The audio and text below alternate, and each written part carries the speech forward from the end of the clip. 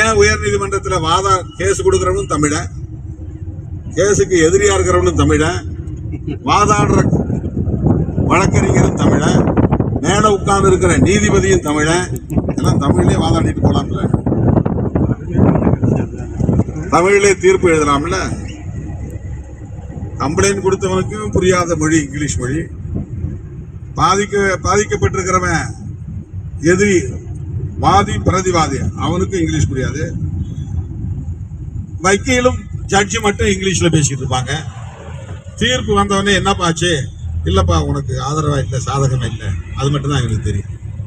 அங்க என்ன நாம சொன்னபடி நம்ம வக்கீல் வாதாடினாரா இல்லையானே எனக்கு தெரியாது. வக்கீல் கோட்டை விட்டாங்கிறதே எனக்கு தெரியாது. ஏன்னா அவங்க இங்கிலீஷ்ல ஏதோ பேசிட்டு தமிழ்ல பேசினா இவனையும் அடி எடுத்து கொடுப்பான். ஐயோ அப்படி பேசாதையா, இப்படி பேசியா, நான் சொன்ன பாயிண்ட் இந்த பாயிண்ட், நீ இந்த மாதிரி பேசு, நான் சொன்னது வேற நீ பேசுறது வேற. தமிழ்ல பேசினா தெரிஞ்சிடும்.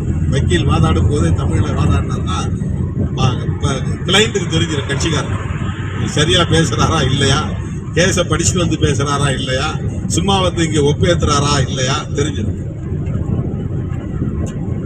இங்கிலீஷுக்கே தெரியுதுன்னா அவன் இது எல்லாத்தையும் இந்தியா மாத்திரம் கிடைக்கிறான்.